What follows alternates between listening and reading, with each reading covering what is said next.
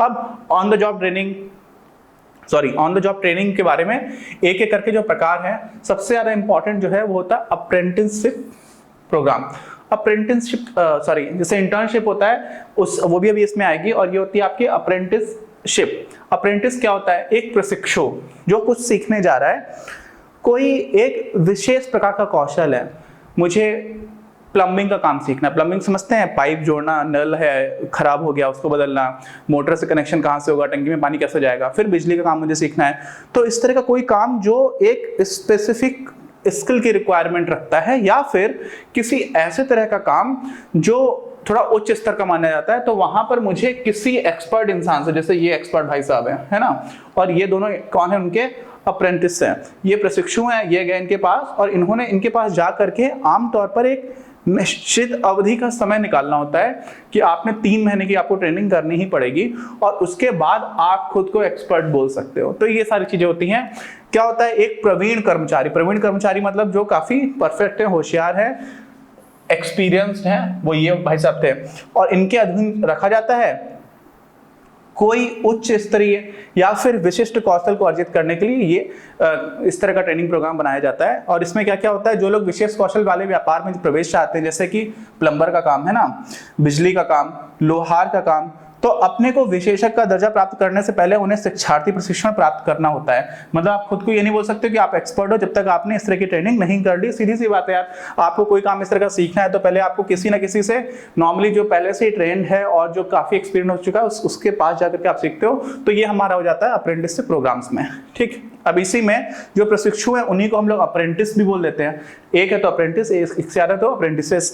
अच्छा, एक अनुभवी गाइड के साथ काम करने के लिए निर्धारित समय बिताते हैं। 3 महीने हो सकता है, 6 महीने हो सकता है, अलग अलग जगह पर अलग अलग तरह की चीजों में। दूसरा हो जाता है शिक्षण। अब आप सोचिए कि प्रशिक्षण और शिक्षा, इसको तो हम लोगों ने अलग अलग बात की थी, लेकिन प्रशिक्षण में ही कभी कभी हम लोग कोचिंग की बात कर देते हैं और उसको यहाँ पर शिक्षण की तरह रूप में ट्रांसलेशन किया गया। क्या होता है कोचिंग? एक तरह से कोई भी, जैसे मान लीजिए आप जहां पर जॉब कर रहे हैं वहीं पर एक इंसान है जो एक्सपर्ट है, तो वो क्या करता है? आप लोगों के साथ ही बैठेगा। ये सारे वो लोग जिनको सीखना है, और ये वो है जो सिखा रहा है, और ये सारे लोग एक ही ऑफिस में काम करते हैं, और इन लोगों ने आपस ही म्यूचुअली डिसाइड किया है कि इनके लक्ष्य क्या क्या हैं। ये एक ट्रेनिंग सेशन बनाएंगे और उसमें इन चीजों को सीखना चाहते हैं। तो म्यूचुअली डिसाइडेड गोल्स होते हैं। क्या होते हैं? आपस में तय किया गया। तो ये चीज इंपॉर्टेंट हो जाती है इसमें। जो लक्ष्य बनाए गए हैं वो क्या होता है? आपसी सलाह से उद्देश्यों का निर्धारण कर लिया गया। ठीक, अच्छा, और क्या हुआ? इस विधि के अंतर्गत उच्च अधिकारी अथवा प्रशिक्षक, उसी को हम प्रशिक्षक भी बोल सकते हैं, कोच बोल सकते हैं, एक शिक्षक के समान प्रशिक्षणार्थी को सिखाता है।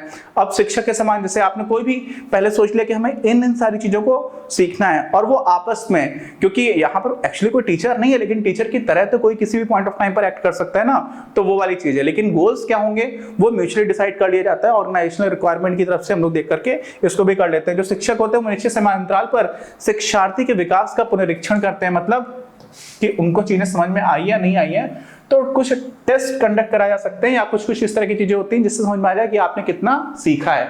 अच्छा, और सुझाव देते हैं कि उनके व्यवहार तथा निष्पादन में किस प्रकार के बदलाव की आवश्यकता है। इसी को हम लोग बोल देते हैं क्या? फीडबैक। मतलब जो आपके कोच हैं, कंपनी के ही कोई हैं, उन्होंने क्या किया? आपको फीडबैक देना स्टार्ट किया, क्योंकि वो ये देख पा रहे हैं कि आप कौन सी चीजें ठीक कर रहे हो, कौन सी नहीं कर रहे हो।